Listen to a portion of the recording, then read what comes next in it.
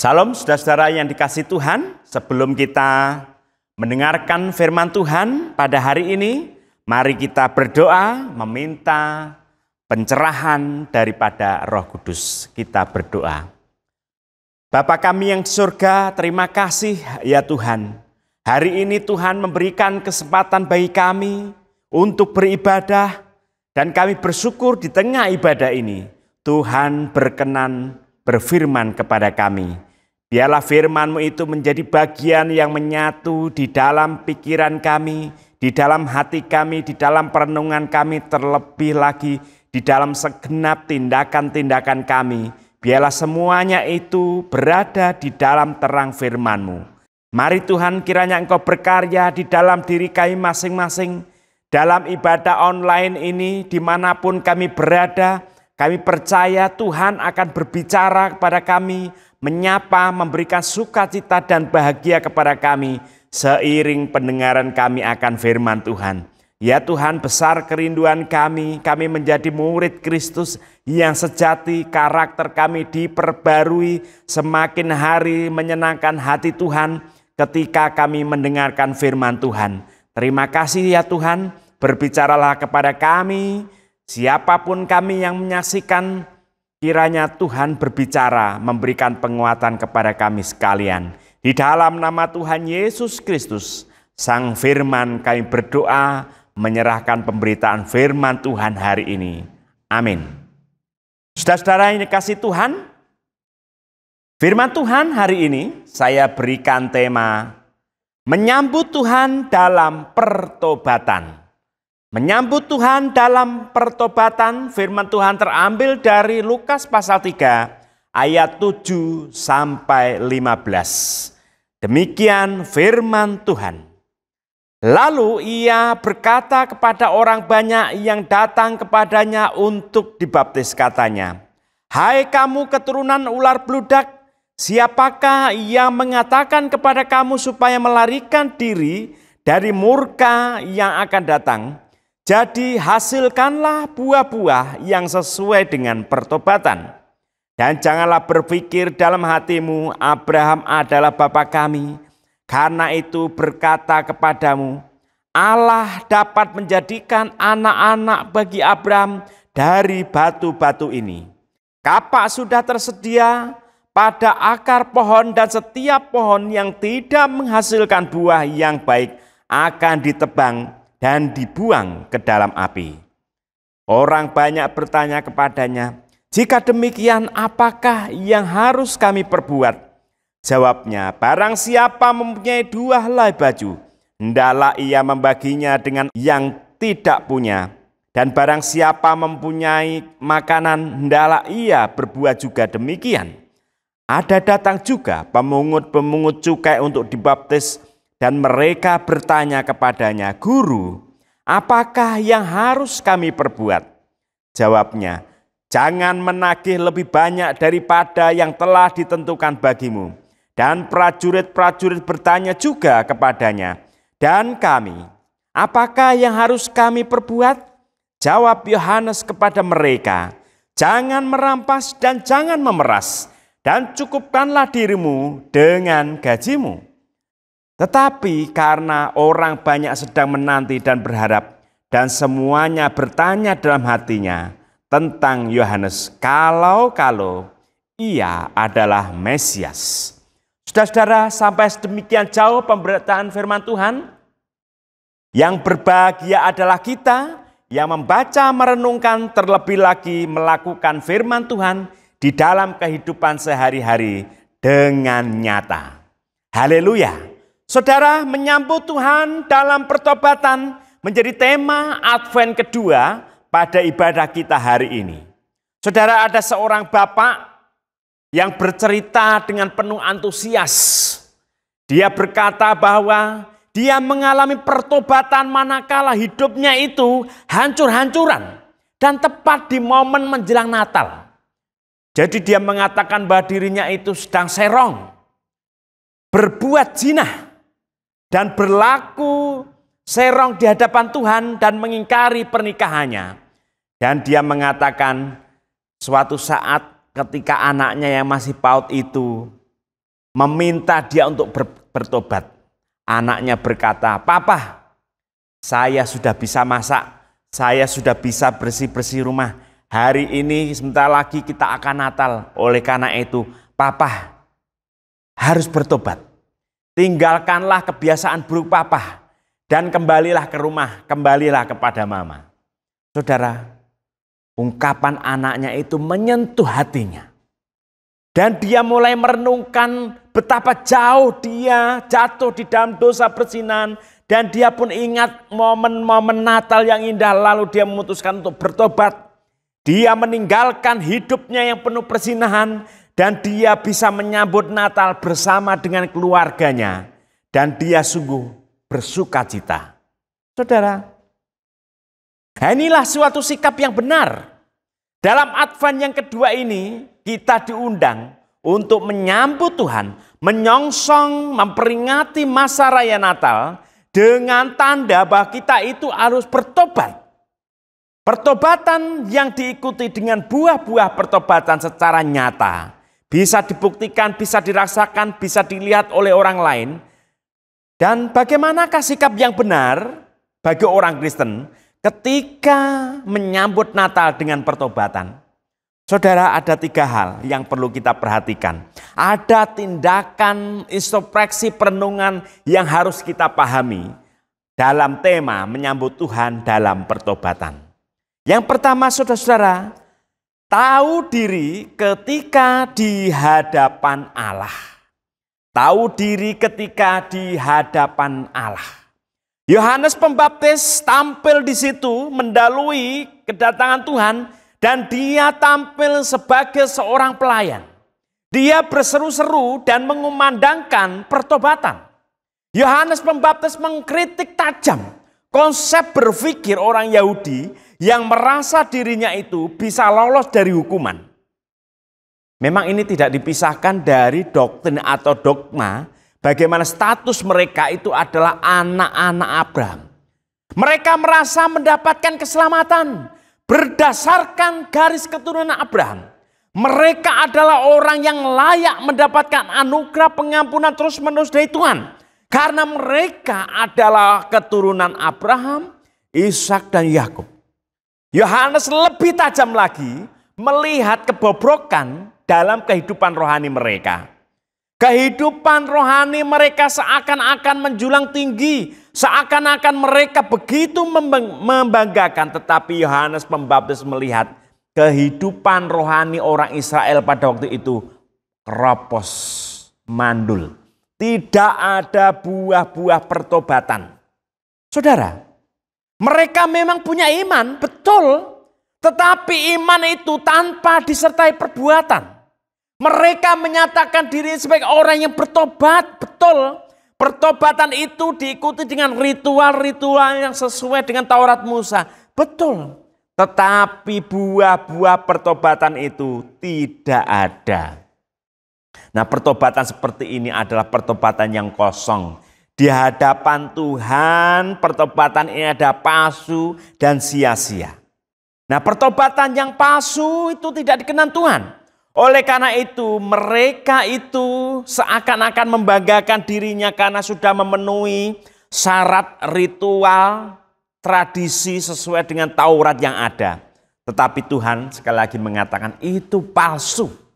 Tuhan tidak menginginkan pertobatan macam itu, saudara.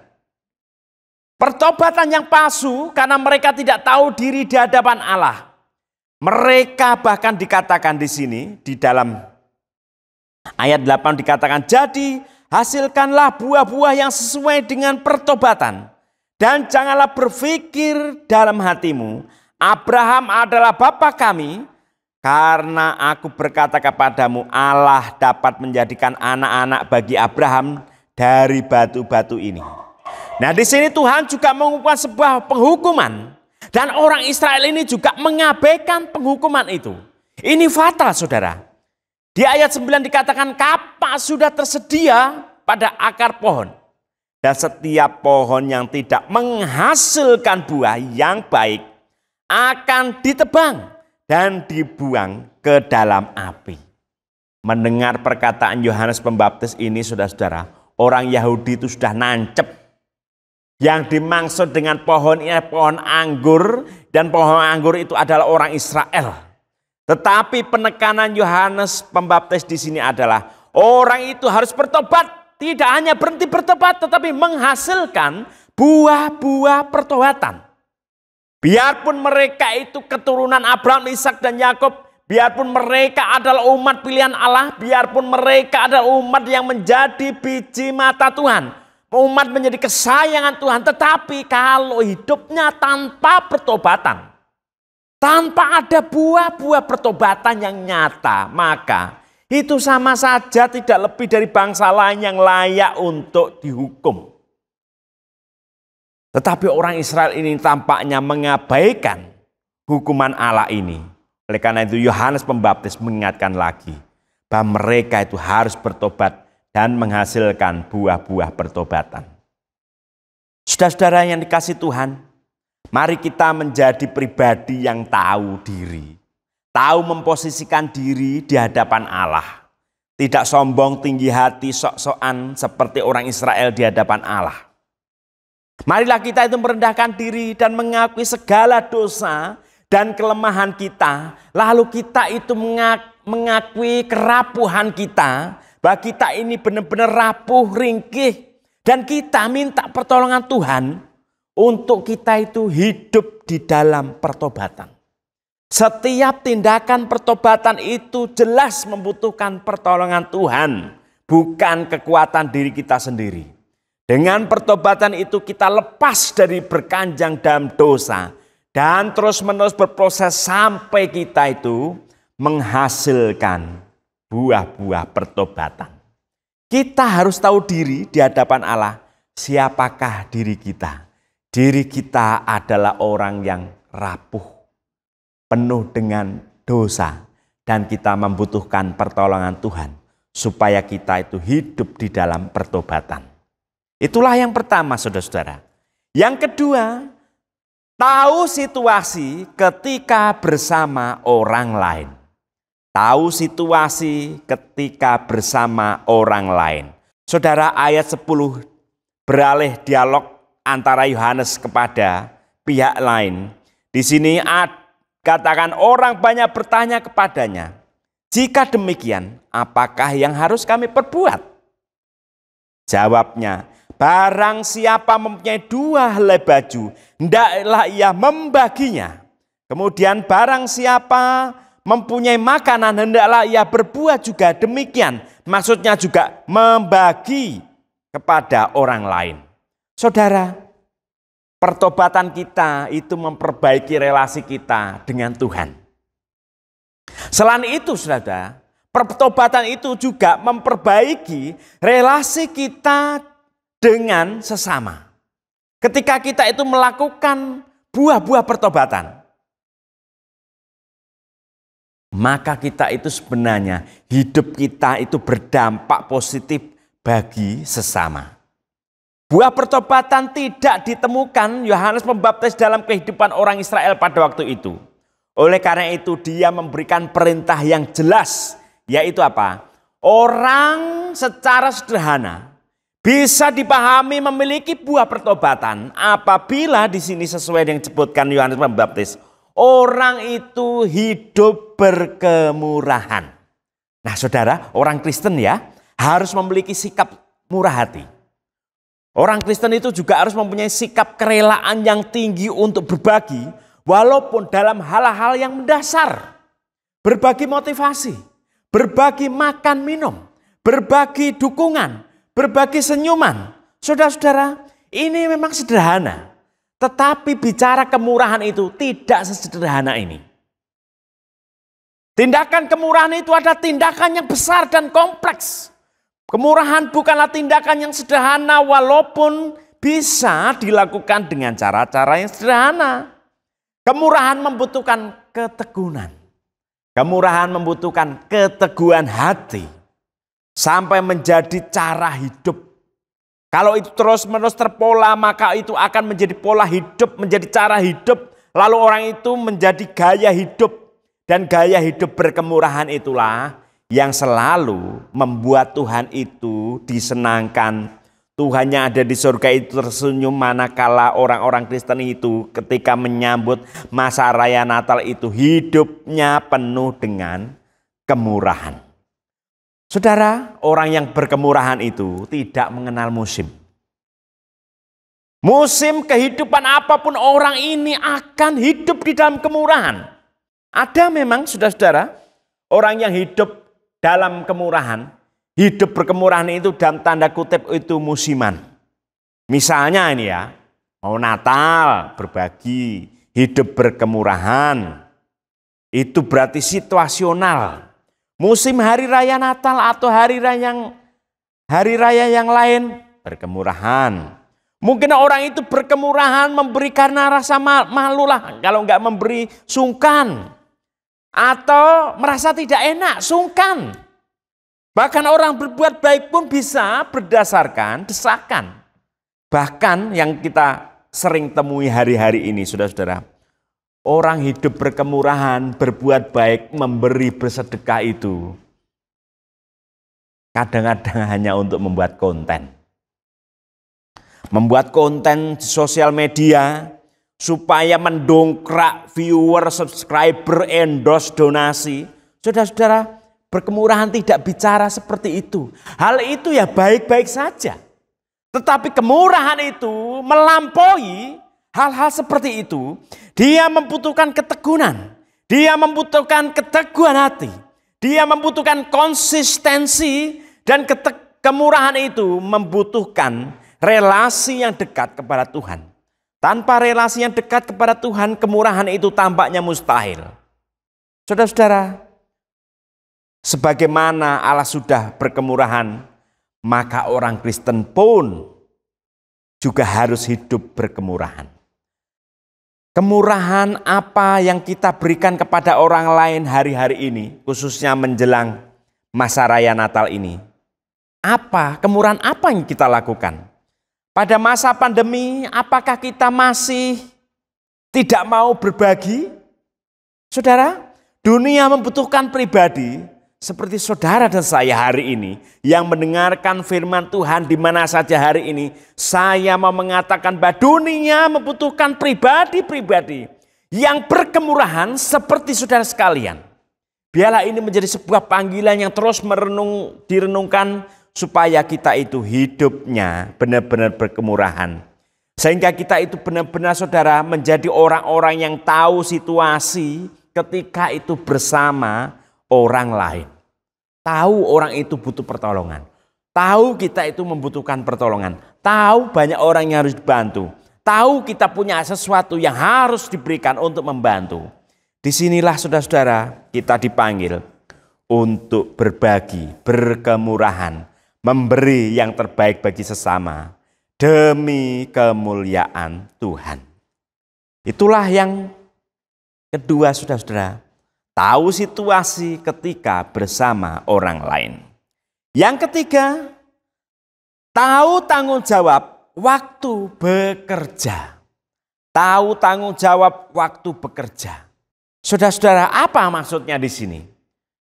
Dalam perikop ini ada suatu fakta yang unik.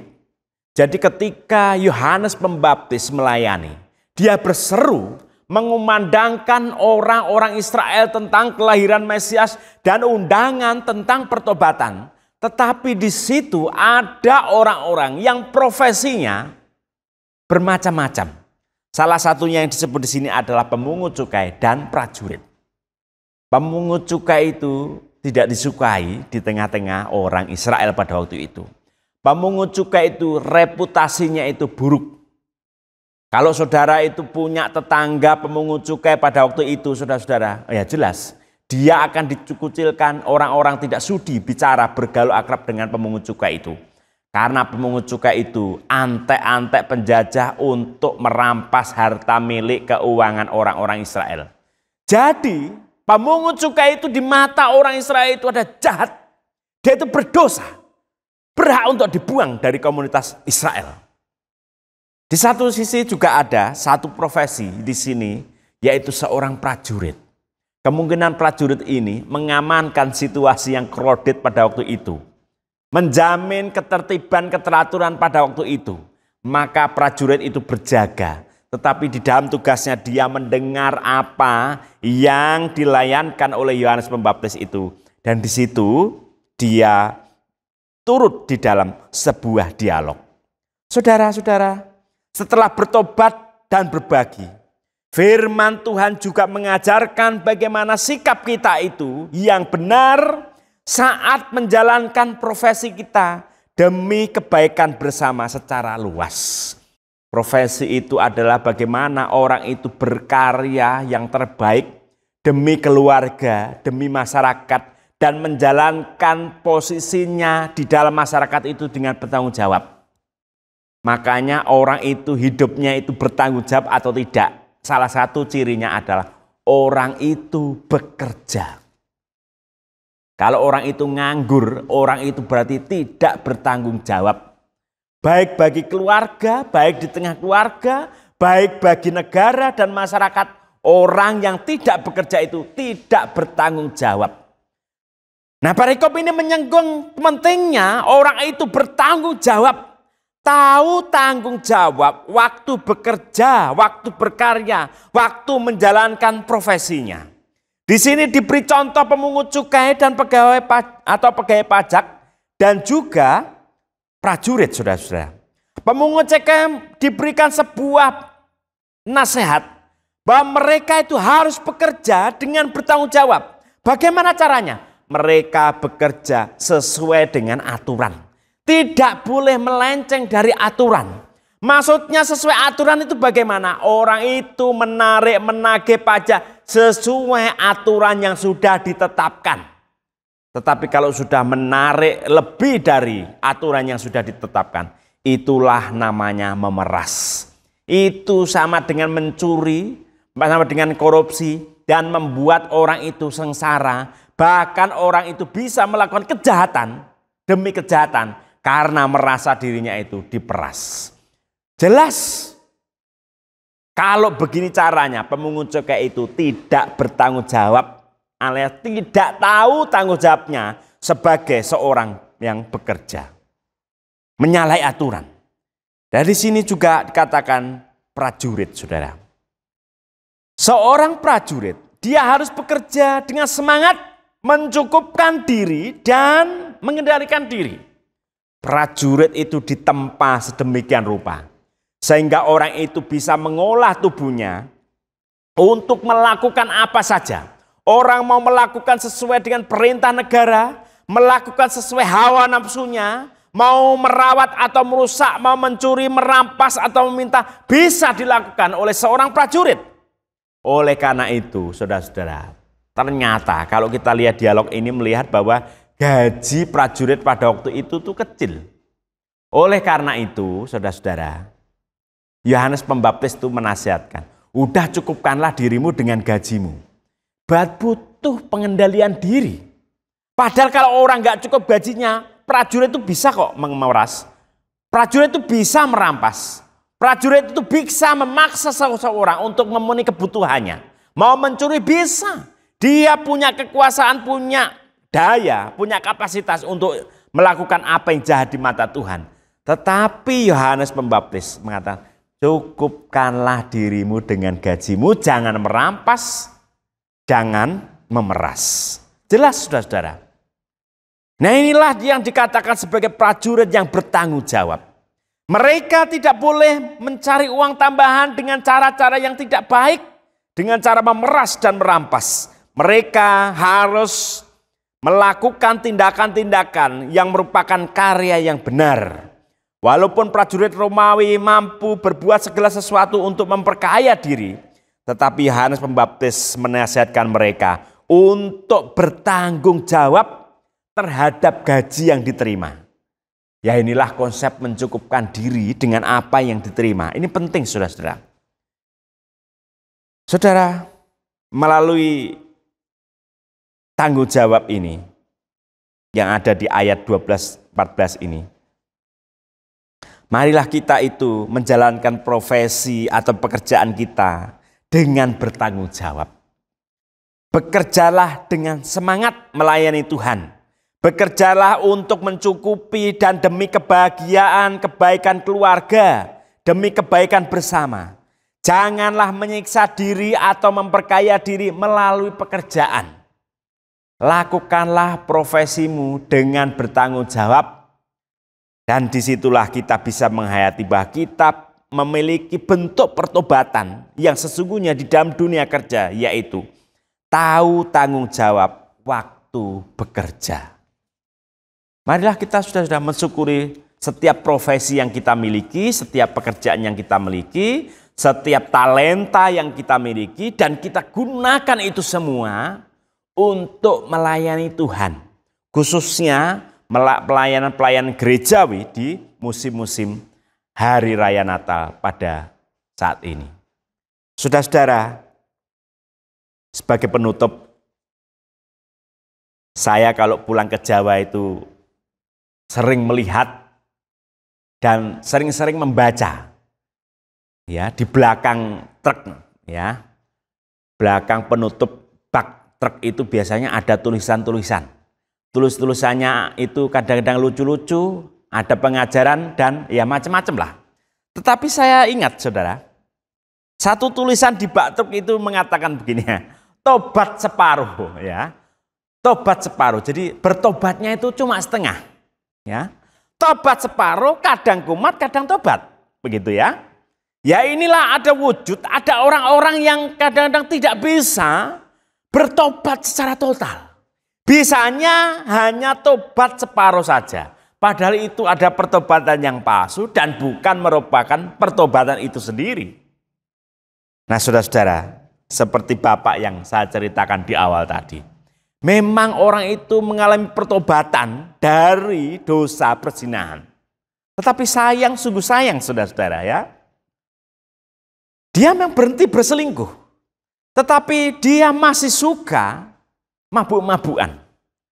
Masih aktif dalam duduk-duduk pertemuan untuk minum alkohol, begitu ya. Tiada hari tanpa mabuk. Dan efeknya ini, saudara-saudara, kalau orang itu sudah mabuk, kalau saat bapak ini sudah mabuk, saudara, seisi rumah itu menanggung akibatnya. Seisi rumah itu mendapatkan apa yang buruk sebagai akibat dari kemabukan itu. Ya, kalau sedang mabuk datang ke rumah, bahaya mengintai. Ya biasalah kalau pulang ke rumah itu dalam keadaan mabuk, ya perabot-perabot itu dirusak, dibanting. Anak enggak ngapa-ngapain, salah sedikit diumpat, dibodoh-bodohin, direndahkan. Istrinya juga gitu, saudara-saudara, enggak kelewatan juga. Istrinya itu dimarahi. Salah sedikit, wah, ditampar. Dan kalau sudah mabuk begini, saudara-saudara, selalu bikin gara-gara dengan tetangga. Saudara, memang satu sisi dia sudah berhenti.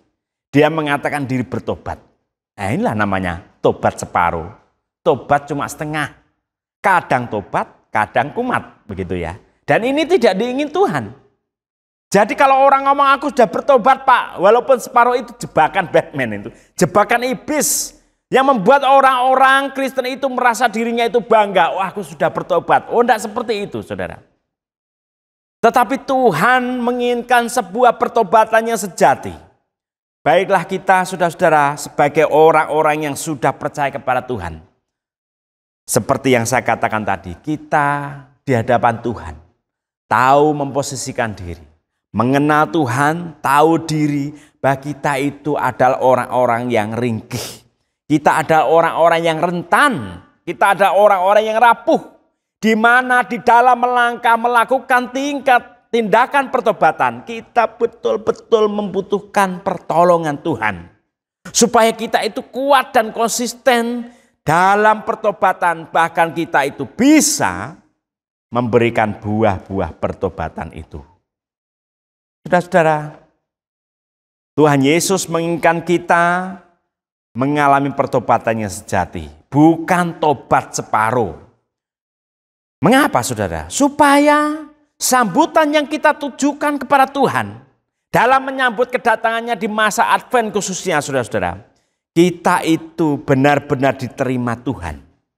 Biarlah Tuhan itu juga tersenyum, bersukacita dan senang saat kita menyambut kedatangannya. Marilah kita pada momen Advent kedua ini, saudara-saudara, kita merenungi diri menjadi orang-orang yang tahu diri ketika di hadapan Allah.